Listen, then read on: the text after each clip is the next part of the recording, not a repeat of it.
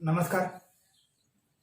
ध्येय UPSC MPSC या YouTube चॅनलवर मी आतिश शिंगे सर्वांचं सहर्ष स्वागत करतो. आताच्या लेक्चरमध्ये आपण महाराष्ट्र भूगोलला सुरुवात करतोय. ठीक आहे. मला वाटतं याच्या आधी महाराष्ट्र भूगोलचं इंट्रोडक्शनचं लेक्चर मी सेंड केलं होतं. त्या इंट्रोडक्शनच्या लेक्चरमध्ये सांगितलं होतं की महाराष्ट्राच्या भूगोलमध्ये नेहमी तुम्हाला 13 ते 15 टॉपिकचा अनालिसिस करायचा आहे आणि 13 ते 15 टॉपिकचा अनालिसिस करत असताना तुम्हाला महाराष्ट्राच्या भूगोलच्या बरोबरीनं भारताचा भूगोल पण थोडा सांगितला जाईल. याची इंट्रोडक्शन मी तुम्हाला दिली होती.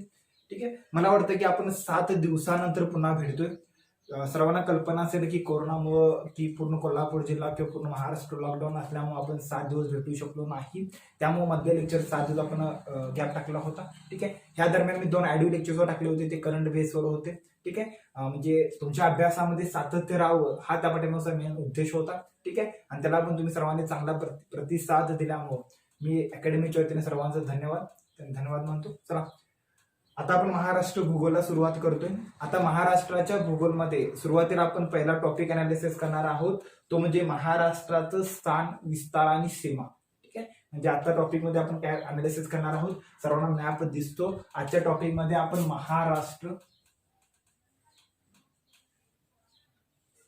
महाराष्ट्र स्थान, विस्तार आणि सीमा. ठीक आहे. या गोष्टीचं आपण आताच्या लेक्चरमध्ये अनालिसिस करणार आहोत. आताच्या लेक्चरला सुरुवात करण्याच्या आधी मी सर्वांना एक सांगेन की तुमच्या परीक्षेच्या दृष्टिकोनातून 1 मार्क ह्या 3 पॉइंट मधून येतो. मागच्या परीक्षेचा विचार केला तर मागच्या परीक्षेला विचारलं होतं की भारतात महाराष्ट्राचं क्षेत्रफळ किती आहे, हा क्वेश्चन 2019 आणि 2018च्या दोन्ही प्री परीक्षेसाठी विचारला होता. ठीक आहे. जे मागच्या 2 ज्या PSIच्या एक्झाम झाल्या, ह्या दोन्ही PSIला एक क्वेश्चन रिपीट झाला होता. तो क्वेश्चन काय होता की महाराष्ट्राचं क्षेत्रफळ किती आहे. बघा क्वेश्चन किती सिंपल होता. ठीक आहे. मला वाटतं तो जे परीक्षेला बसले होते सगळ्यांना तो क्वेश्चन सॉल्व्ह पण झाला असणार आहे, पण काही जणांनी अशा गोष्टीकडे दुर्लक्ष केलं असणार आहे की असं काय विचारतात का. ठीक आहे. तेच परीक्षेला विचारलं होतं. ठीक आहे. त्यानंतर पुन्हा मागच्या परीक्षेला विचारलं होतं महाराष्ट्राचा अक्षवृत्ती विस्तार विचारला होता. ठीक आहे. त्याच्या मागे महाराष्ट्राचा रेखावृत्ती विस्तार विचारला होता. ठीक आहे. आणि ह्याच्या आधी गेला तर महाराष्ट्राच्या सीमा त्या किती राज्यांना लागतात. ठीक आहे. किंवा गुजरात राज्याच्या सीमा महाराष्ट्रातील किती जिल्ह्यांना लागते, असा क्वेश्चन सुद्धा येऊन गेला. ठीक आहे. म्हणजे आजचा जो टॉपिक आहे त्यावर तुमच्या परीक्षेला भरपूर क्वेश्चन येऊन गेलेत आणि येणारा जो कालावधी असेल, येणाऱ्या ज्या एक्झाम असतील, ह्या येणाऱ्या एक्झाम मध्ये सुद्धा ह्या टॉपिकवर भरपूर क्वेश्चन येऊ शकतात. ठीक आहे. त्यामुळे हा टॉपिक तुम्ही सर्वांनी चांगल्या प्रकारे समजून घ्या आणि हा व्हिडिओ तुम्ही शेवटपर्यंत पहा. म्हणजे तुम्हाला परीक्षेसाठी जी उपयुक्त माहिती आहे, काही महत्वाचे फॅक्ट आहेत, हे महत्वाचे फॅक्ट तुम्हाला समजतील आणि तुम्ही त्या गोष्टी तुमच्या माइंडमध्ये आहेत तशा तुमच्या लक्षात ठेवा. तुम्हाला ते परीक्षेला चांगल्या प्रकारे उपयोगी ठरू शकतं. तर ठीक आहे. त्यामुळे लेक्चर ऐकताना काही प्रमाणात नोट्स काढलं तरी चालतं, वही पेन घेऊन बसला तरी चालेल, कारण की आपण स्टुडंट आहोत. स्टुडंट फक्त व्हिडिओ ऐकून पिक्चर बघायला तर तुम्हाला डाटा समजणार नाही. त्यासाठी पॉईंट संकलन करावं लागतं आणि संकलन केलेले पॉईंट पुन्हा रिवाइज करावं लागतं, त्याचं रिव्हिजन करावं लागतं, तेव्हा तुम्हाला परीक्षेचा क्वेश्चन सॉल्व्ह होतो. ठीक आहे. तर चला आताच्या टॉपिकला सुरुवात करूया. सुरुवातीला महाराष्ट्राचा आपण बघूया अक्षवृत्ती आणि रेखावृत्ती विस्तार. ठीक आहे. म्हणजे पहिलं महाराष्ट्राचं स्थान बघूया. महाराष्ट्राचं स्थान नेमकं पृथ्वी गोलावर. तुम्हाला सर्वांना माहित असेल ही पृथ्वी आहे आपली. पृथ्वी कशी आहे, पृथ्वी आपली गोल आहे. ठीक आहे. गोल आहे थोडी, ती कशी आहे, पृथ्वी गोल आणि थोडी अंडाकार, ती ध्रुवावर काय थोडी चपटे आहे, सगळ्यांना कल्पना असेल. बघा पृथ्वी आपली गोल आहे आणि पृथ्वी जर गोल ही आपली पृथ्वी आहे. ठीक आहे. पृथ्वी कशी आहे, पृथ्वी गोल आहे. मग पृथ्वी गोल असेल तर गोल वस्तूवर काय असतं, एखादी गोल रिंग जर तुम्ही काढला, अशा प्रकारची रिंग. ठीक आहे. हा पृथ्वीचा एक रिंग झाली अशा प्रकारची. ठीक आहे. इकडचा भाग पाठीमागचा.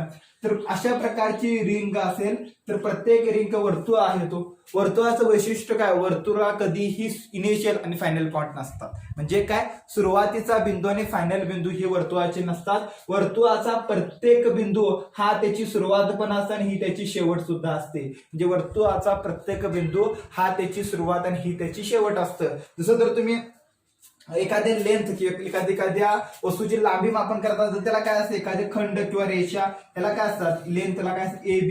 ए आणि बी म्हणजे इनिशियल म्हणजे सुरुवातीचा पॉईंट असतो आणि फायनल पॉईंट म्हणजे इनिशियल आणि फायनल पॉईंट असतात. तर तुम्ही सांगू शकता हे अंतर किती आहे, 3 किलोमीटर आहे, 2 किलोमीटर आहे, 1 किलोमीटर आहे, 1 मीटर आहे, 2 मीटर आहे, असं सांगू शकता. म्हणजे ज्या ठिकाणी मापन करताना 2 पॉईंट असतात, इनिशियल आणि फायनल पॉईंट असतात, तिथं तुम्ही योग्य प्रकारे सांगू शकता की ए चं बी पासून अंतर किती आहे, ए चं सी पासून अंतर किती आहे, ते तुम्ही चांगल्या प्रकारे सांगू शकता आणि तुम्ही स्थान निश्चित करू शकता. पण जेव्हा एखादी वस्तू गोल असते, गोल वस्तूचा इनिशियल आणि फायनल पॉईंट दोन्ही एकच असतात, परिणामी तुम्ही त्या वस्तूचं अंतर सांगू शकत नाही. तुम्हाला जर विचारलं की हा ए बिंदूचा अंतर किती, ठीक आहे, तर तुम्ही वर्तुळ सांगू शकत नाही, कारण की ऍज पॅरलल दुसरा बिंदू नाही ना. मग ए बिंदूचं अंतर केलं की हा 0 झालं की पुन्हा इथं शेवट होतं. ठीक आहे, म्हणजे गोल वर्तुळ आकार वस्तूवर तुम्ही कोणत्याही प्रकारचं लोकेशन किंवा स्थान निश्चित करू शकत नाही. ठीक आहे, मग स्थान निश्चित करू म्हणजे पृथ्वीवर तुम्हाला जर एखाद्या भागाचं लोकेशन सांगायचं असेल, तुम्हाला सांगायचं आहे की पृथ्वीवर भारत कुठं आहे, पृथ्वीवर भारताचं तुम्हाला लोकेशन सांगायचं आहे. पृथ्वीवर भारताचं, पृथ्वी, ठीक आहे, पृथ्वीवर भारत आहे, तुम्हाला माहित आहे पृथ्वीवर इथं भारत आहे. ठीक आहे, तर तुम्हाला पृथ्वी गोलावर भारताचं लोकेशन सांगायचं आहे. मग ते कसं सांगता येईल, तर त्यासाठी काय केले, जागतिक लेवलला काय केले की जसं अक्षरवृत्त आपण एखादा आलेख असतो, आलेख कसा असतो, आलेखवर 2 पॉईंट असतात, एक एक्स ऍक्सिस असतं, ठीक आहे, त्याला एक्स अक्षांश म्हणतात, दुसरा असतं वाय ऍक्सिस. ठीक आहे, एक्स ऍक्सिस आणि वाय ऍक्सिस असे 2 अक्ष असतात. हे दोन्ही अक्षाच्या बेसवर आपण आलेखावर काय सांगतो की हा बिंदू आहे, हा 3 वर आहे, हा 2 वर आहे. ठीक आहे, म्हणजे काय, 3 हा एक्स निर्देशांक आहे, 3 हा वाय निर्देशांक आहे, 2 हा एक्स निर्देशांक आहे, 3 हा वाय निर्देशांक आहे. ठीक आहे, 4 हा एक्स निर्देशांक आहे, 3 हा वाय निर्देशांक आहे. असं प्रत्येक पॉईंटचं तुम्ही काय सांगू शकता, निर्देशके सांगू शकता. ठीक आहे, इथं सगळे धन असतात, इथं ऋण धन असतं. ठीक आहे, हे आपण मॅथमॅटिक्स मध्ये पाहतो की मॅथमॅटिक्सवर एखाद्या आलेखावर एखादं बिंदूचं स्थान कसं निश्चित केलं जातं. म्हणजे आलेखावर एखाद्या बिंदूचं स्थान निश्चित करण्यासाठी 2 गोष्टी असतात, एक असं एक्स ऍक्सिस, दुसरा असं वाय ऍक्सिस. त्याचप्रमाणे पृथ्वीवर एखादं स्थान निश्चित करण्यासाठी आपण एक्स ऍक्सिस प्रमाणे काय केलं की एक बरोबर पृथ्वीच्या बरोबर मध्ये एक रेषा मारली. त्या रेषेला आपण काय नाव दिलं, तर त्या रेषेला नाव दिलं आपण भूमध्य रेषा. ठीक आहे, भूमध्य रेषा. भूमध्य रेषा म्हणजे काय की या भूमध्य रेषामुळे पृथ्वीचं काय झालं, 2 भागामध्ये रूपांतर झालं. वरचा भाग होता त्याला म्हणतात उत्तर गोलार्ध, खालचा भाग आहे त्याला म्हणतात दक्षिण गोलार्ध. ठीक आहे, म्हणजे पृथ्वीवर स्थान निश्चित करण्यासाठी आपण पृथ्वीच्या बरोबर मध्यातून एक रेख मारली. जसं आलेखावर वेगवेगळे बिंदू असतात आणि त्यामुळे पृथ्वीचे 2 गोलार्धामध्ये वरचा गोलार्ध उत्तर गोलार्ध, खालचा गोलार्ध आहे दक्षिण गोलार्ध. त्यानंतर आपण पुढे काय केलं, स्थान निश्चित करण्यासाठी ह्या उत्तर गोलार्धाच्या वरती एक एक डिग्रीला अशा किती वरती 90 रेषा मारल्या. ठीक आहे, आणि त्याचप्रमाणे खाली 90 रेषा मारल्या. म्हणजे किती, तर उत्तर गोलार्धाच्या वरती 90 रेषा आणि खाली 90 रेषा आणि बरोबर मध्ये एक भूमध्य रेषा, असा अर्थ 181 आपण रेषा मारल्या. ह्या 181 रेषेला काय म्हणतात, अक्षवृत्त म्हणतात. हे का मारलं, कारण पृथ्वीवर आपण एखाद्या पॉईंटचं काय सांगायचं, लोकेशन सांगायचं आहे, पृथ्वीवर आपण स्थान निश्चित करायचं आहे. त्या स्थान निश्चित करण्यासाठी आपण असे 181 रेषा मारल्या. वरती 90, खाली 90. 90च का, पाठीमागे रिझन का होतं, कोण मापाला सर्वात लास्टचा पॉईंट किती असतो, 90 असतो. ठीक आहे, हा आपण ह्या संदर्भात तुम्हाला अक्षरवृत्त 90च का, तर ते महत्वाचे अक्षरवृत्त कोणते आहेत, म्हणजे विषुववृत्त. ह्या भूमध्य रेषेला विषुववृत्त म्हणतात. का म्हणतात, काय असतं, विषुव दिवस असतो की 12 तासाचा दिवस आणि 12 तासाची रात्र असते. मग दिवसमान कसं ठरवलं जातं हे आपण सगळं मागच्या लेक्चरमध्ये अनालिसिस केलं होतं, त्या व्हिडिओमध्ये तुम्ही ते अनालिसिस करू शकता. ठीक आहे, पुन्हा इथं कर्कवृत्त असतं, मकरवृत्त असतं. कर्कवृत्त 23.5 अंशालाच का असतं, मकरवृत्त 23.5 अंशाला का असतं, त्यांचा रोल का आहे हे आपण सगळं मागच्या लेक्चरमध्ये अनालिसिस केलं होतं. ते युट्यूबला अवेलेबल आहे. अक्षरवृत्त आणि रेखावृत्त हे 2 व्हिडिओ पहा, म्हणजे तुम्हाला अक्षरवृत्त चांगल्या प्रकारे समजेल. इथं फक्त आपल्याला महाराष्ट्राचं लोकेशन सांगायचं आहे, त्यासाठी आपण काय काढलं, तर ह्या अक्षरवृत्त काढले. किती अक्षरवृत्त, 181. आणि अक्षरवृत्त काय डिसाइड करतात, तर अक्षरवृत्त हवामान डिसाइड करतात. हे सर्वांना थोडं माहित पाहिजे, तुमच्या परीक्षेसाठी खूप महत्वाचं आहे. ठीक आहे, बघा अशा आडव्या रेषा मारल्या. आणि त्याचप्रमाणे जसं एक्स ऍक्सिसवर फक्त एक्स ऍक्सिसच्या बरोबर तुम्ही लोकेशन सांगू शकत नाही, त्याला वाय ऍक्सिस सुद्धा लागतं. त्यामुळे पृथ्वीवर आपण काय केलं की पृथ्वीवर आपण, ही पृथ्वी आहे तर पृथ्वीवर आपण काय केलं, अशा उभ्या रेषा मारल्या. उभी एक बरोबर पृथ्वीच्या बरोबर मध्ये एक रेषा मारली. ठीक आहे, आणि याला काय म्हणतात, ग्रीनविच रेषा म्हणतात. ह्या रेषेचं नाव काय, ग्रीनविच रेषा. या ग्रीनविच रेषेमुळे काय झालं, 2 गोलार्ध तयार झाले. एकाला इकडे त्याला पश्चिम गोलार्ध म्हणतात आणि दुसऱ्याला त्याला म्हणतात पूर्व गोलार्ध. पश्चिम गोलार्ध आणि जसं पूर्व गोलार्ध, जसं उत्तर गोलार्ध आणि दक्षिण गोलार्ध म्हणले होते त्याचप्रमाणे पश्चिम गोलार्ध आणि पूर्व गोलार्ध म्हणले होते. त्यानं अक्षवृत्ताप्रमाणे आपण काय केलं, अशी रेखावृत्त सुद्धा काढले.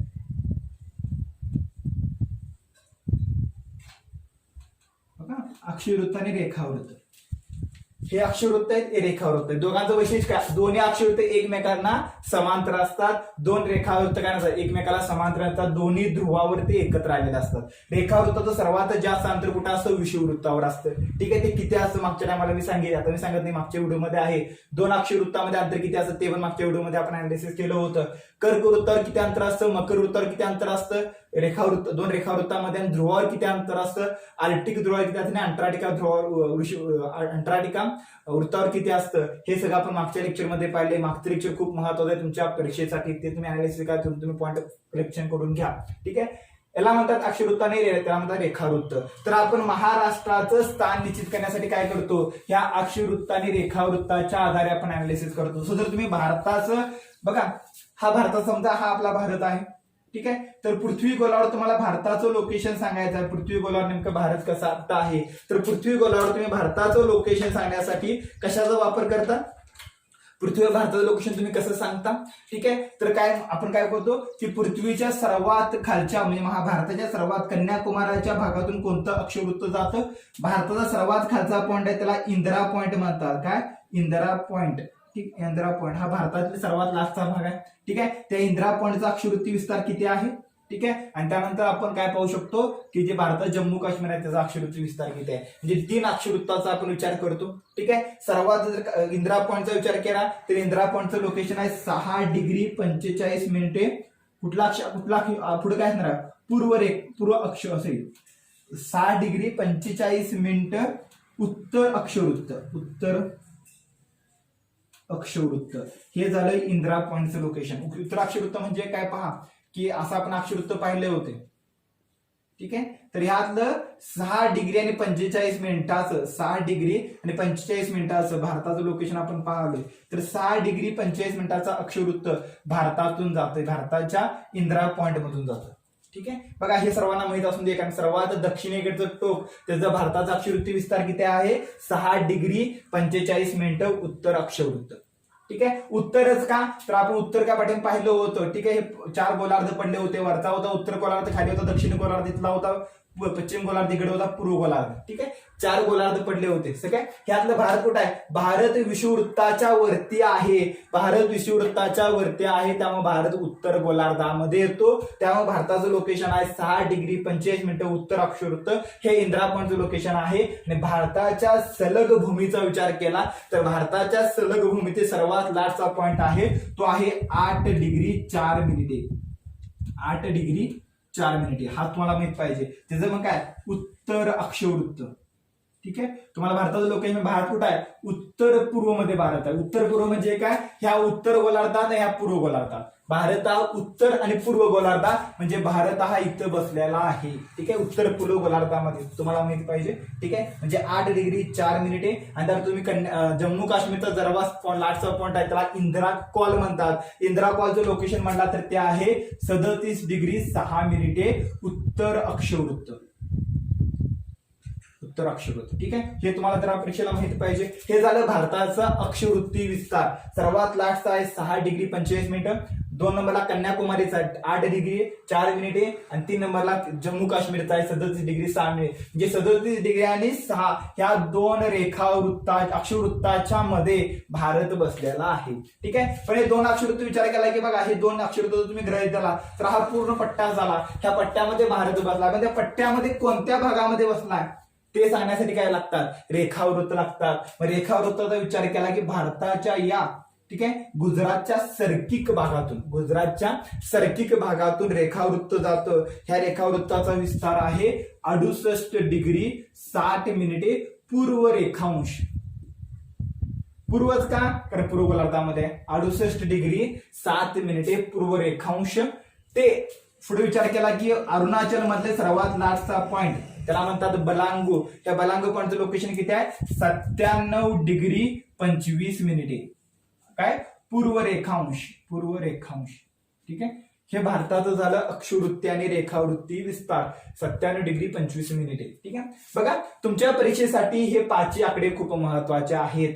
ठीक आहे. मग भारत काय आहे 68 डिग्री आणि 97 डिग्री या दोन्ही रेखावृत्ताच्या मध्ये आहे आणि 37 डिग्री आणि 8 डिग्री या दोघांच्या मध्ये आहे. सर्वात पॉईंट इंद्रात्वाला आहे. त्याचप्रमाणे तुम्हाला थोडं माहित पाहिजे भारत आणि मालदीव, इथं मालदीवचं लोकेशन आहे. भारत आणि मालदीव या दोघांची सीमा आहे ती 8 डिग्री अक्षांशीची आहे. हे तुम्हाला एक परीक्षेला माहिती आहे, साधा फॅक्ट आहे पण महत्वाचा आहे की भारत आणि मालदीव या दोघांच्या मध्ये सीमा आहे ती 8 डिग्री अक्षांश आहे. ठीक आहे. त्यानंतर भारताचा वरचा जो भाग आहे त्याला आपण म्हणतो इथे जर तुम्ही गेला तर त्याला आपण काय म्हणतो तर लक्षद्वीप बेटे. ठीक आहे. ह्या साईडला तुम्हाला लक्षद्वीप बेटे पाहायला मिळतात. लक्षद्वीप बेटे आणि भारत या दोघांच्या मध्ये किती 9 डिग्रीचं चॅनल आहे हे थोडं तुम्हाला माहित पाहिजे. लक्षद्वीप आणि भारत या दोघांच्या मध्ये 9 डिग्रीचं चॅनल आहे, म्हणजे 9 डिग्रीचं अक्षवृत्त आहे. आणि त्यानंतर अंदमान आणि निकोबार, अंदमान हा वेगळा बेटसमूह आहे, निकोबार हा बेटसमूह वेगळा आहे. अंदमान आणि निकोबार दोन्ही बेटाला अलग कोण करतं तर 10 डिग्रीची जी रेषा आहे 10 डिग्रीची रेषा ही अंदमान व निकोबारला वेगळं करतं. 10 डिग्री अंशांश हे अक्षांश. ठीक आहे. हे काय तुम्हाला मी महाराष्ट्राचा अक्षवृत्ती विस्तार रेखावृत्ती विस्तार सांगणार आहे, पण महाराष्ट्राच्या अक्षवृत्ती रेखावृत्ती विस्तार सांगण्याच्या आधी मी तुम्हाला भारताचे काही महत्वाचे फॅक्ट सांगितले. कारण मला मी तुम्हाला आधीच सांगितले की महाराष्ट्राबरोबर काही भारताचे जे मला खूप महत्वाचे वाटतात ते टॉपिक सुद्धा मी या टॉपिकमध्ये सांगणार आहे. तुमच्यासाठी, कारण की जे राज्यसेवेचा अभ्यास करतात त्यांचा माझा अनुभव आहे की ते महाराष्ट्राचा भूगोल खूप चांगल्या प्रकारे करतात पण भारताच्या भूगोलावर दुर्लक्ष करतात. आणि भारताच्या भूगोलावर भारताच्या विस्तारावर जर क्वेश्चन आला तर तो क्वेश्चन सॉल्व्ह होऊ शकत नाही. त्यामुळे तुम्हाला हे लेक्चर कसं जास्तीत जास्त उपयोगी ठरेल म्हणजे यामध्ये तुम्हाला भारताचा भूगोल पण थोडा समजेल आणि महाराष्ट्र भूगोल पण समजेल. त्यासाठी मी थोडं लेक्चर मध्ये दोन्ही पॉईंट घालतोय. त्यामुळे ऐकताना बारकाईनं ऐका.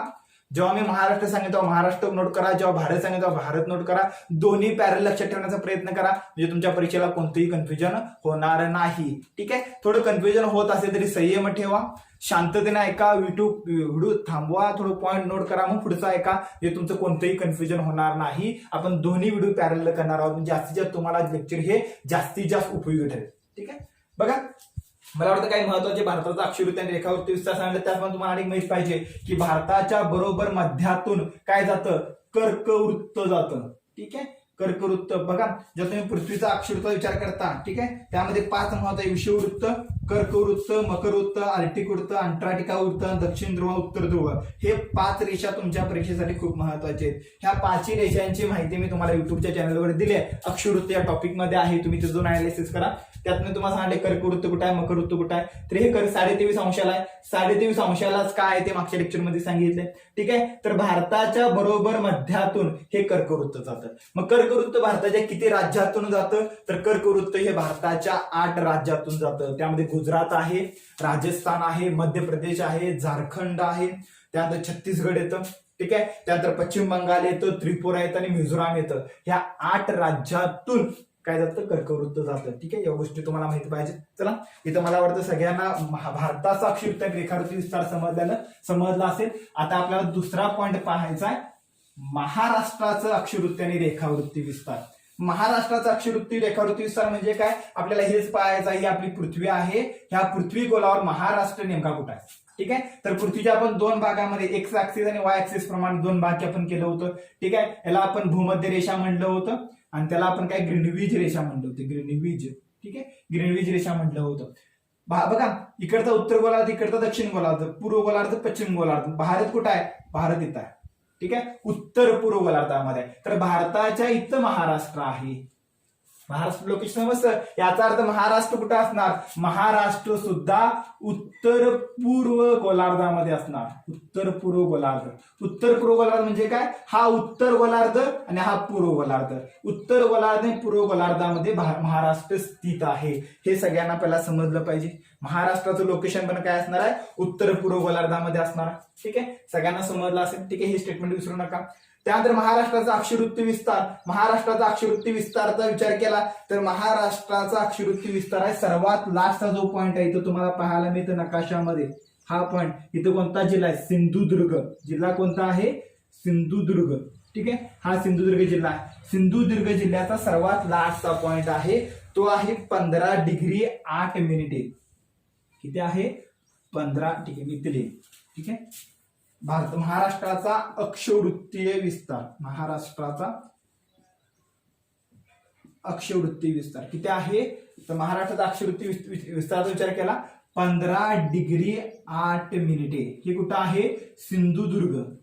ठीक आहे, सिंधुदुर्ग ह्या आपल्या जिल्ह्यामध्ये 15°8 म्हणजे महाराष्ट्रातील सगळ्यात दक्षिणेकडचा जिल्हा कोणता म्हणला तर सिंधुदुर्ग. ठीक आहे, महाराष्ट्राचा सगळ्यात दक्षिणेकडील जिल्हा सिंधुदुर्ग. पण तो कोणत्या गोलार्धामध्ये आहे? तो आहे उत्तर गोलार्धामध्ये. हे कन्फ्युजन करून घेऊ नका. परीक्षेला तुमच्या गोलार्ध जाताना तुम्ही काय केला? भारतात दक्षिणेकडे दिले होता. महाराष्ट्राचा विचार केला तर महाराष्ट्राचा हा दक्षिण भाग आहे, हा उत्तर भाग आहे, इकडचा पूर्व भाग आहे, इकडचा पश्चिम भाग आहे. ठीक आहे, पण जगाचा विचार केला तर जगाचा हा उत्तर भाग. ठीक आहे, त्यामुळे महाराष्ट्र लोकेशन काय नाही 15°8'. उत्तर अक्षवृत्त वाचाय विसरू नका. उत्तर येणार तर दक्षिण नाही. महाराष्ट्राचा तो दक्षिणेचा भाग आहे, पण जगाचा तो उत्तर गोलार्धामधला भाग आहे. सर्वांना समजले असेल की महाराष्ट्राचा दक्षिण भाग आहे, पण जगाचा उत्तर भाग आहे. ठीक आहे, त्यामुळे काय ना 15°8' उत्तर अक्षांश हा सिंधुदुर्गाचा इथला पॉईंट. ठीक आहे, इथून कुठे पण भारताचा महाराष्ट्राचा विस्तार आहे तर सर्वात लास्ट पॉईंट म्हणजे इथला पॉईंट. सर्वात लास्ट पॉईंट तर काय आहे तर नंदुरबार. ठीक आहे, सर्वात लास्ट तुम्हाला नंदुरबार दिसत आहे. ठीक आहे, हे नंदुरबारचा विस्तार किती आहे तर याचा विस्ताराचा विचार केला तर तो आहे 22°1' उत्तर अक्षांश. तर मग काय असणार? उत्तर अक्षांश. दोन्ही सुद्धा उत्तर अक्षांश, कारण का उत्तर गोलार्धामध्ये. म्हणजे महाराष्ट्राचा विस्तार किती आहे? 15°8' ते 22°7' ह्या जे काय महाराष्ट्राचा तुम्हाला विस्तार पाहायला मिळतो. त्याला म्हणतात महाराष्ट्राचा अक्षवृत्ती विस्तार. ह्या दोन रेषा. ठीक आहे, म्हणजे इथून एक जाणारी रेषा आणि ह्या भागातून जाणारी रेषा, ह्या दोन रेषा आपण डिसाईड केल्या पृथ्वीवरच्या. समजतं? आता ह्या दोन रेषा पृथ्वीवर पूर्ण अशा गोल स्वरूपात आहे ना, अशा आहे. ठीक आहे, मग इथं नेमकं महाराष्ट्र कुठं आहे? असं काय रेखावृत्ती विस्तार पण पाहिजे. मग रेखावृत्ती विस्तार भारताचा किती आहे? रेखावृत्ती विस्ताराचा विचार केला तर महाराष्ट्र रेखावृत्त 72°6' पूर्व रेखांश. पूर्व का? कारण पूर्व गोलार्धामध्ये. समजतं? आता किती 72°6'. मग 72°6' जी रेखावृत्त आहे ती कुठून जातं? बघा इथून जातं. ठीक आहे, 72°6' भारतातील पालघर या ठिकाणून जातं. ठीक आहे, त्याला ठाणे पण होऊ शकतं, आधी ठाणे होतं. ठीक आहे, 72°6' पूर्व रेखांश. ठीक आहे, म्हणजे इथून सुरुवात होते. सगळ्यात लास्टचा भाग काय असणार आहे तर हा भाग गडचिरोली. ठीक आहे, बघा हा भाग काय झाला? गडचिरोली सगळ्यात लास्टचा भाग. इथं किती डिग्री रेखांश तुम्हाला पाहायला मिळतं? 80°9' पूर्व रेखांश. ठीक आहे, दोन्हीकडे पूर्व असणार. हा महाराष्ट्राचा पूर्व भाग आहे, हा महाराष्ट्राचा पश्चिम भाग आहे, पण जगाचा विचार केला तर जगाचा तो पूर्वच भाग आहे. ठीक आहे, त्यामुळे काय ना 72°6' पूर्व रेखांश ते 80°9' पूर्व रेखांश. ह्या रेखांशामध्ये महाराष्ट्राचं लोकेशन आहे. म्हणजे पृथ्वी गोला महाराष्ट्र कुठं आहे? त्या दोन अक्षवृत्ताच्या मध्ये, ह्या दोन रेखावृत्ताच्या मध्ये, म्हणजे इथं बरोबर महाराष्ट्र तुम्हाला पाहायला मिळतो. अक्षवृत्त आणि रेखावृत्त या दोघांच्या मध्ये हे महाराष्ट्र तुम्ही फिक्स, म्हणजे पृथ्वी गोलावर नेमकं महाराष्ट्र कुठं आहे हे तुम्ही या मॅपद्वारे, अक्षवृत्त आणि रेखावृत्ती विस्ताराद्वारे सांगू शकता. म्हणजे यालाच म्हणतात भारताचं, महाराष्ट्राचं जगामध्ये स्थान कुठं आहे. ठीक आहे, मला वाटतं महाराष्ट्राचं स्थान सगळ्यांना समजलं असेल. ठीक आहे, तुमच्या परीक्षेसाठी खूप महत्वाचा आहे. त्यानंतर पुढचा पॉईंट घेऊया. आता पुढचे फॅक्ट काय आहेत महत्वाचे पण तुमच्या परीक्षेला विचारतं. ठीक आहे, एक महाराष्ट्राचा पहिला आपण महाराष्ट्राचा दक्षिण उत्तर. ठीक आहे, म्हणजे दक्षिण म्हणजे भारताचा महाराष्ट्र सर्वात दक्षिण, हा सगळा उत्तर. हे दक्षिण उत्तर नंदुरबार पासून सिंधुदुर्गचं हे टोकपर्यंत हे महाराष्ट्राचं दक्षिण उत्तर अंतर. दक्षिण आणि उत्तर यांचं अंतर किती आहे तर महाराष्ट्राचं दक्षिण उत्तर अंतर आहे 730 किलोमीटर. किती? इथे मी लिहिन दक्षिण उत्तर. महाराष्ट्राचं दक्षिण उत्तर अंतर किती? 730 किलोमीटर. विसरू नका, तुमच्या परीक्षेसाठी खूप महत्वाचं आहे. नंदुरबार पासून सिंधुदुर्गपर्यंत. ठीक आहे, त्यानंतर महाराष्ट्राचं पूर्व पश्चिम, म्हणजे पूर्वे इथून इथपर्यंत गडचिरोली. ठीक आहे, हे म्हणजे इथून महाराष्ट्राचं इथपर्यंतचं अंतर. हे महाराष्ट्राचं पूर्व पश्चिम. ठीक आहे, महाराष्ट्राचं पूर्व पश्चिम अंतर किती आहे तर ते अंतर किती आहे? पूर्व पश्चिम, पूर्व ते पश्चिम. पूर्व पश्चिम अंतर आहे ते साहजिकच दक्षिण उत्तरपेक्षा जास्त असणार आहे, ते आहे 860 किलोमीटर. ठीक आहे, दोन्ही आकडे तुमच्या खूप महत्वाचे आहेत. दोन्ही आकड्यातून तुम्हाला काय समजतं, महाराष्ट्राचं दक्षिण उत्तर विस्तार हा पूर्व पश्चिम पेक्षा लहान आहे. म्हणजे महाराष्ट्राचा पूर्व पश्चिम विस्तार हा दक्षिण उत्तरपेक्षा कमी आहे. ठीक आहे, बघा म्हणजे दोन्ही स्टेटमेंट तुम्हाला कन्फ्युज, मागच्या टायमाला हिच परीक्षेला विचारलं होतं. म्हणजे महाराष्ट्राचा विचार केला तर महाराष्ट्रात दक्षिण उत्तर महाराष्ट्राचं पूर्व पश्चिम, ठीक आहे, महाराष्ट्राचं पश्चिम पूर्व हे अंतर जास्त आहे दक्षिण उत्तरपेक्षा. ठीक आहे, बघा हे एक स्टेटमेंट तुमच्या परीक्षेला महत्वाचं आहे, ते विचारलं जाऊ शकतं. ठीक आहे, त्यानंतर महाराष्ट्राला समुद्र किनारा किती लागलाय, तर महाराष्ट्राचा समुद्र किनारा तो 720 किलोमीटरचा आहे. वेपन फॅक्टर तुमच्या परीक्षेसाठी खूप महत्वाचा आहे, एवढं तुम्ही लक्षात ठेवा, तुमच्या परीक्षेला ते विचारू शकता. ठीक आहे, हे काही महत्वाचे फॅक्ट आहे. त्यानंतर महाराष्ट्राचं क्षेत्रफळ किती आहे, महाराष्ट्राचे क्षेत्रफळ हा गेल्या परीक्षेला तुमच्या 2 वेळा आलेला क्वेश्चन. किती क्वेश्चन सिंपल आहे बघा. महाराष्ट्राचं क्षेत्रफळ आहे ते 3,07,713 चौरस किलोमीटर. 3,07,713 चौरस किलोमीटर. ठीक आहे, सोपं आहे. मध्ये 3 आहे, मध्ये 7 आहे, 0. ठीक आहे, सुरुवात 3 नाही, लास्ट 3 आहे. ठीक आहे, मधले 2 अंक 7 आहेत, सुरुवातीचे 1 आहे, सुरुवातीला 0 आहे, नंतर 1 आहे. ठीक आहे, फॅक्ट तुम्ही तसे लक्षात ठेवू शकता, सोपं आहे, सहज मिळू शकतं. 2 मार्काला विचारलं होतं, 2दा परीक्षेला विचारले, मग आता विचारण्याचा असा गैरसमज करू नका. आयोग काय पण करतं, विचारलं पुन्हा अनेकदा. ठीक आहे, आणि तेव्हा मग परीक्षेला जर मला पश्चाताप करण्याऐवजी आत्ताच आकडा लक्षात ठेवा. ठीक आहे, बघा ह्या काही महत्वाच्या गोष्टी समजल्या. त्याचप्रमाणे तुम्हाला भारताचं जर अंतर भारताचं जर मॅप पाहिजे असेल की भारताचा विचार केला तर भारत दक्षिण उत्तर किती आहे. ठीक आहे, भारताचा मॅप सगळ्यांना कल्पना असेल. बघा भारत आपला असा आहे. ठीक आहे, हा भारताचा मॅप आहे. मग भारताचं दक्षिण उत्तर, ठीक आहे, भारताचं हे उत्तर झालं, हे दक्षिण झालं. भारताचं दक्षिण उत्तर अंतर किती आहे. ठीक आहे, हा आकडा लक्षात ठेवा. भारताचं दक्षिण उत्तर अंतर आहे ते आहे 3,214 किलोमीटर. 3,214 किलोमीटर हे फॅक्ट. हा आहे भारताचं, हे आहे महाराष्ट्राचं 3,214 किलोमीटर. त्याचप्रमाणे भारताचं पूर्व पश्चिम अंतर, हे अंतर भारताचं पूर्व पश्चिम अंतर किती आहे. भारताचं पूर्व पश्चिम अंतर आहे ते आहे 2,933 किलोमीटर.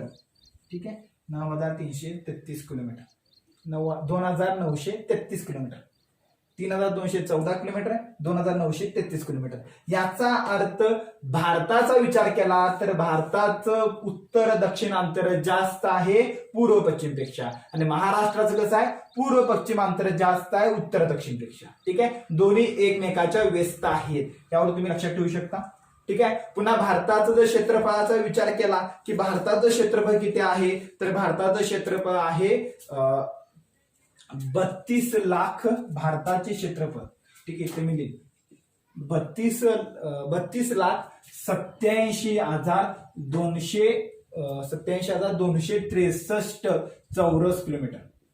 काही फॅक्ट आहे, 32,87,263 चौरस किलोमीटर एवढं का आहे, भारताचं क्षेत्रफळ आहे. भारताचं क्षेत्रफळ एकूण जगाचा विचार केला तर एकूण जगापैकी 2.42% भूमी ही भारताची आहे. एकूण जगाच्या भूमीचा विचार करता तर 2.42% भूमी ही भारताची आहे. लोकसंख्या 17% आहे. ठीक आहे, विरोधाभास आहे, नंतर आपण ते महाराष्ट्राच्या भूगोलमध्ये अनालिसिस करू. जे भारताचं क्षेत्रफळ किती आहे, हे आणि त्या एकूण भूमीपैकी 2.42% भूमी ही कुणाची आहे, तर भारताची आहे. तसं एकूण भारताच्या भूमीमध्ये महाराष्ट्राची भूमी किती आहे, तर एकूण भारताच्या भूमीपैकी महाराष्ट्राची भूमी आहे ती 9.36% आहे. हा आकडा विसरू नका की एकूण भारतापैकी महाराष्ट्र आहे 9.36, एकूण जगापैकी भारत आहे 2.42%. दोन्ही डिफरन्स, दोन्ही फॅक्ट ऍज पॅर लक्षात ठेवा, तुमच्या परीक्षेला सहज मार्क मिळून जातात. ठीक आहे, बघा इथं आपण 3 गोष्टी पाहिल्या. सुरुवातीला स्थान पाहिलं, विस्तार पाहिलं. ठीक आहे, म्हणजे स्थान आणि विस्तार समजला, अक्षुवृत्त रेखावृत्ती विस्तार. त्यानंतर पुन्हा सीमा पाहिल्या. हे 2 टॉपिक आपले आता कव्हर झाले. ऍज भारत आणि महाराष्ट्र आपण आज पॅरलल केलं. त्यानंतर तिसरी गोष्ट आपल्याला पाहायचं आहे की महाराष्ट्राच्या सीमा. ठीक आहे, की महाराष्ट्राच्या सीमा कोणकोणत्या भागाला लागतात. ठीक आहे, जसं भारताच्या सीमा पण आहेत. भारताच्या सीमा किती राष्ट्रांना लागतात. भारताची सीमा म्हणते की भारताची सीमा ही राष्ट्रांना लागते. महाराष्ट्राची सीमा म्हणलं की ही राज्यांना लागते. हा दोघातला डिफरन्स. कारण का हा जर भारत असेल, बघा हा भारत असेल, इथला आपला ईशान्य भारत असेल. भारताचा विचार केला की भारताच्या गुजरात भागातून, ठीक आहे, बघा भारताच्या गुजरात भागातून गुजरात, ठीक आहे, गुजरातच्या पुढे राजस्थान, राजस्थानच्या पुढे गेला पश्चिम राजस्थानच्या पुढे गेला की पहिला पंजाब, पंजाब नंतर पंजाब पुढे गेला की जम्मू काश्मीर. ठीक आहे, ही 4 राज्ये, ठीक आहे, ही 4 राज्ये कुणासोबत, पाक सोबत सीमा करतात. ठीक आहे, जम्मू काश्मीर, पंजाब, राजस्थान आणि गुजरात ही 4 राज्यांची सीमा भागा लागते. 4 राज्यांची सीमा भारताच्या वायव्य भागात पाकिस्तान लागते. पुन्हा जम्मू काश्मीर या भागामध्ये अफगाणिस्तान येतं. इथनं पुन्हा चीन पण येतं. ठीक आहे, चीन पुन्हा जम्मू काश्मीर असेल. ठीक आहे, इथं आपण इथं तुम्हाला काय अफगाणिस्तान पण भेटतं म्हणजे अफगाणिस्तान. ठीक आहे, पुन्हा इथं चीन भेटतं. चीन, जम्मू काश्मीर, हिमाचल प्रदेश आणि उत्तराखंड ह्या तीन राज्यांना लागतं. तिथनं नेपाळची सुरुवात होते. नेपाळ, उत्तराखंड, उत्तर प्रदेश असं करत नेपाळ कुठे पण जातं, उत्तर प्रदेश, बिहार. ठीक आहे, त्यानंतर पश्चिम बंगाल आणि पश्चिम बंगाल नंतर सिक्कीम पर्यंत नेपाळची सीमा लागते. इथं तुम्हाला सिक्कीम पाहायला मिळतं. ठीक आहे, सिक्कीमची सीमा पहिला सुरुवातीला कोणाला लागते तर नेपाळ लागते. नेपाळ नंतर चीन लागते, तर पुन्हा चीन लागतं ना, तर चीन पण येतं. ठीक आहे, इथं नेपाळ आला. ठीक आहे, इथं चीन आलं. ठीक आहे, चीनच्या पुढे गेला की इथं चीन गेला की चीनच्या पुढे मग कुठं भूतान. म्हणजे सिक्कीमची सीमा 3 राष्ट्रांना लागते. सिक्कीमचा आकार खूप लहान आहे. क्षेत्रफळाचा विचार केला की सगळ्यात कमी क्षेत्रफळ. ठीक आहे, 2 नंबर सर्वात कमी क्षेत्रफळ राज्य, पण 3 राष्ट्रांना सीमा लावतोय. नेपाळ लागते, भूतान लागते, चीन लागते. ठीक आहे, आणि जो तुम्हाला भारत, चीन आणि भूतान त्यानंतर ट्राय जंक्शन पण पॉईंट पाहायला मिळतो, जो वादग्रस्त आहे.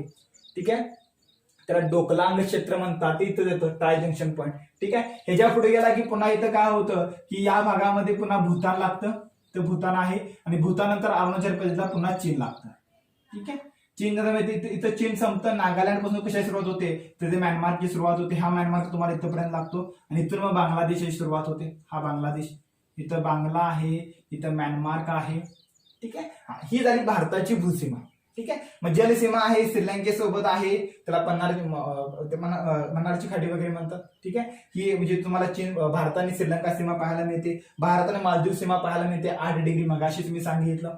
ठीक आहे, आणि त्यानंतर भारत पाकिस्तान सुद्धा जलसीमा लागते. भारत बांगलादेश जलसीमा लागते. त्या जलसीमा पण आहेत. ठीक आहे, पण मेजर भारताचा विचार केला की भारताचं गुजरात पासून सुरुवात होते आणि बांगलादेश पण भारताची सीमा लागते.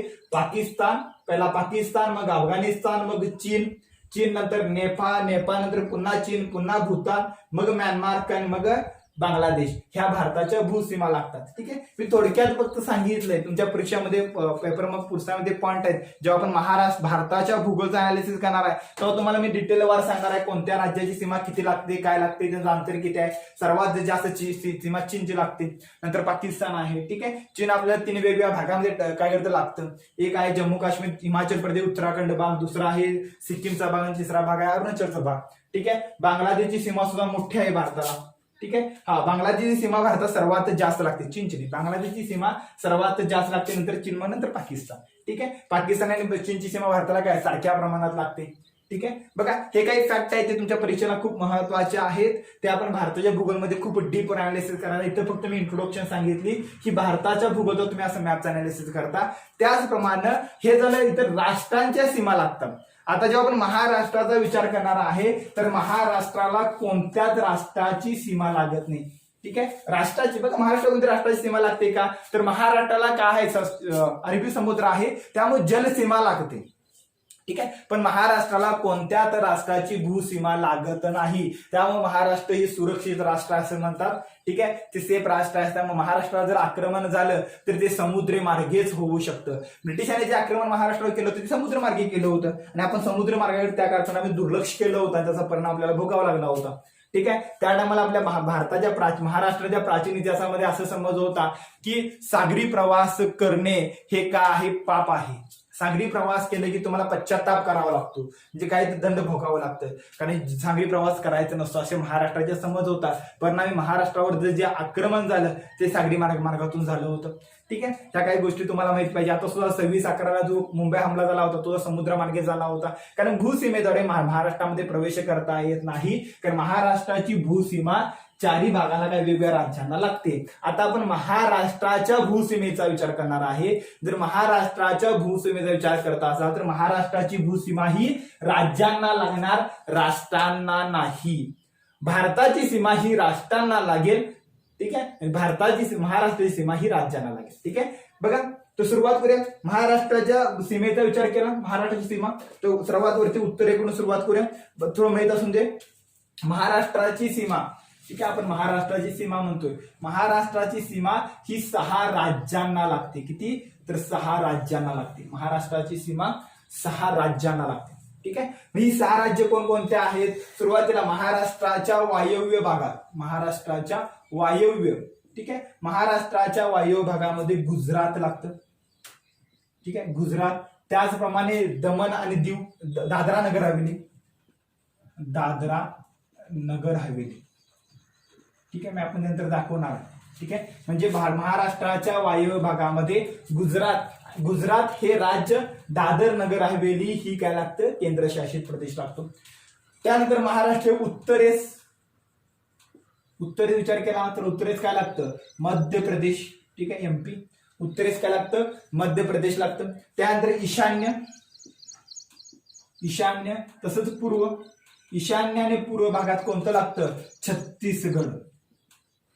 ईशान्याने पूर्व भागात छत्तीसगड लागतं. ठीक आहे,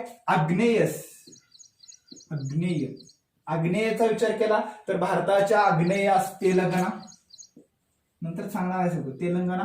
ठीक आहे, आणि महाराष्ट्राच्या दक्षिणेस विचार केला, दक्षिण म्हणजे खाली, महाराष्ट्राच्या दक्षिणेस विचार केला कर्नाटक आणि गोवा हे राज्य. टोटली किती आहे?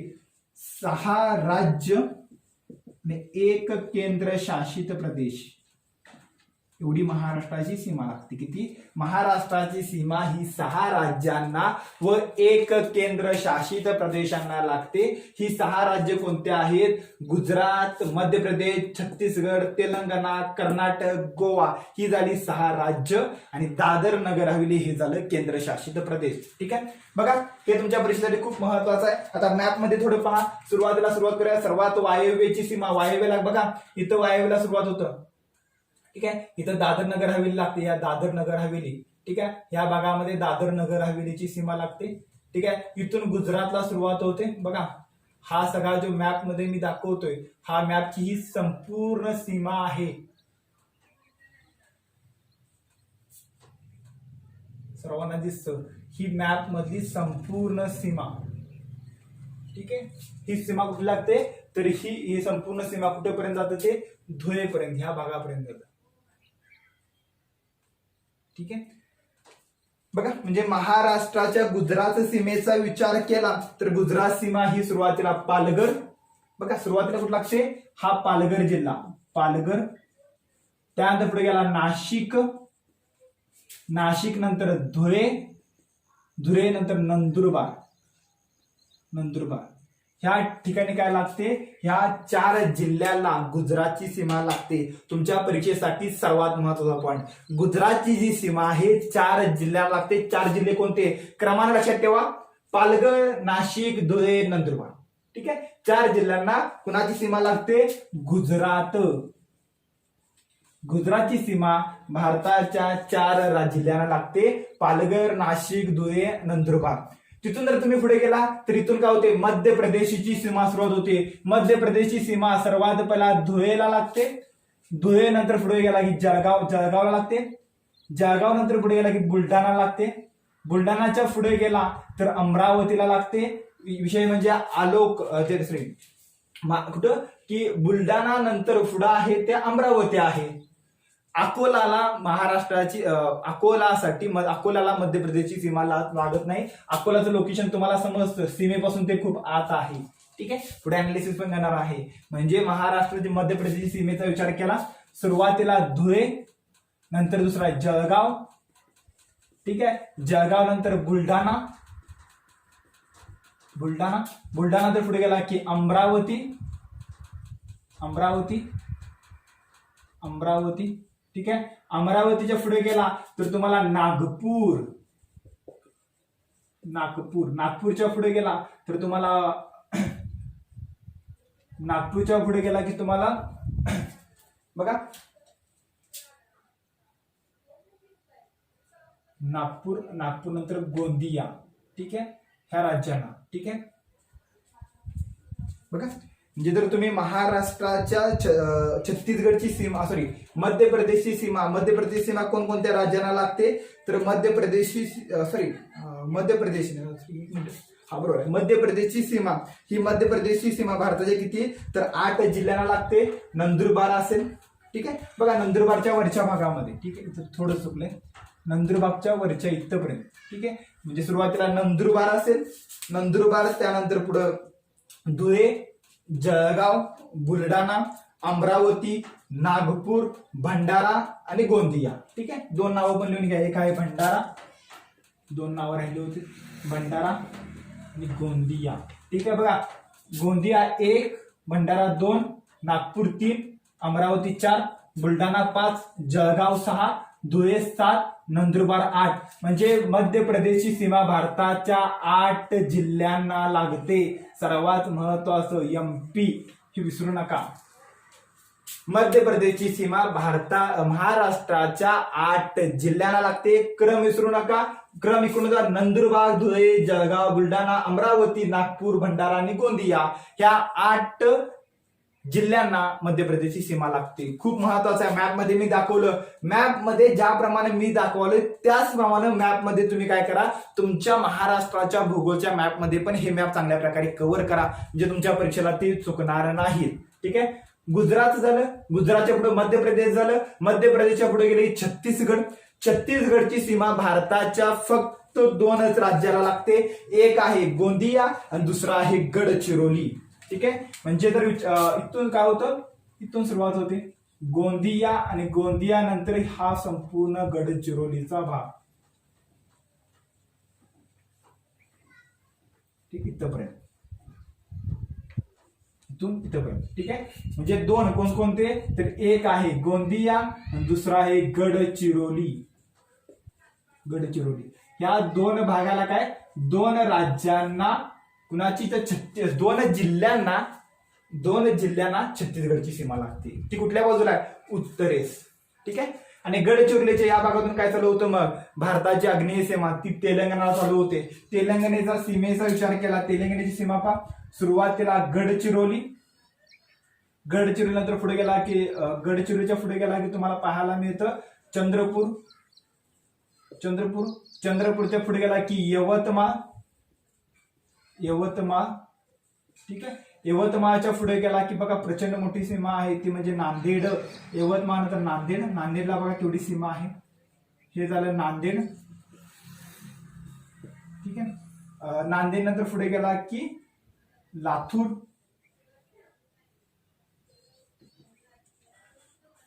लातूर, लातूरच्या पुढे गेला की लातूर नंतर उस्मानाबाद, उस्मानाबाद, ठीक आहे. बघा म्हणजे जर तुम्ही तेलंगणाचा विचार केला, तेलंगणाची सीमा गडचिरोली, चंद्रपूर, यवतमाळ, यवतमाळ नंतर नांदेड, नांदेड नाही, ठीक आहे, लातूरला नांदेड नंतर उस्मानाबादला, नांदेड पर्यंत लागते, 4 जिल्ह्याला लागते, ठीक आहे. सॉरी मॅप मध्ये इथं हा डिवायडेशन आहे, ठीक, इथपर्यंत. बघा तर व्यवस्थित समजून घ्या, कारण फॅक्ट आहे तर फॅक्ट समजण्यासाठी खूप अवघड महत्वाचे असतात, परीक्षेला ते कन्फ्युजन होऊ शकतं. तर तेलंगणाची सीमा बघा, तेलंगणाची ही सीमा, ठीक आहे, किती 4 जिल्ह्यांना फक्त लागते, ठीक आहे. पुढचे येते नंतर पाहू, तिथे कर्नाटकची सीमेला सुरुवात होते, ठीक आहे. कुठली कुठली सीमा आहेत पहा, ठीक आहे. सुरुवातीला इथे ह्या मॅप मध्ये तुम्हाला चांगल्या प्रकारे समजतं बघा, इथं असं डिवायडेशन आहे, ठीक आहे, असं आहे, तिथून पुढे आहे, पुन्हा पुढे असं आहे, ठीक आहे, असं दिसतं,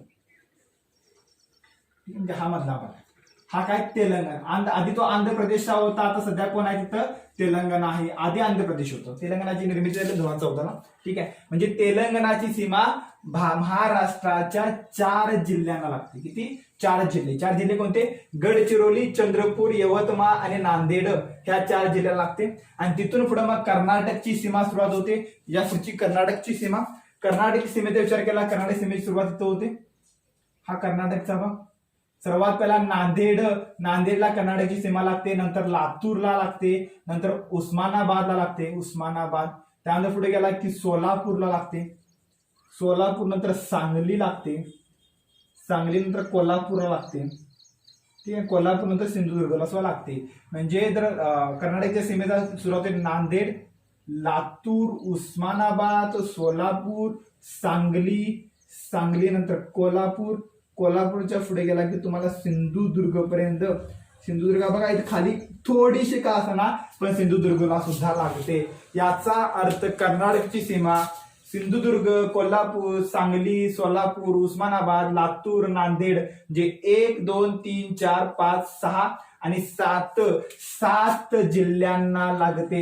विसरू नका, तुमच्या परीक्षेसाठी सर्वात महत्वाचा पॉइंट. आणि त्यानंतर मग लास्टला इथं गोवाची सीमा फक्त आणि फक्त सिंधुदुर्ग एकाच जिल्ह्याला लागते.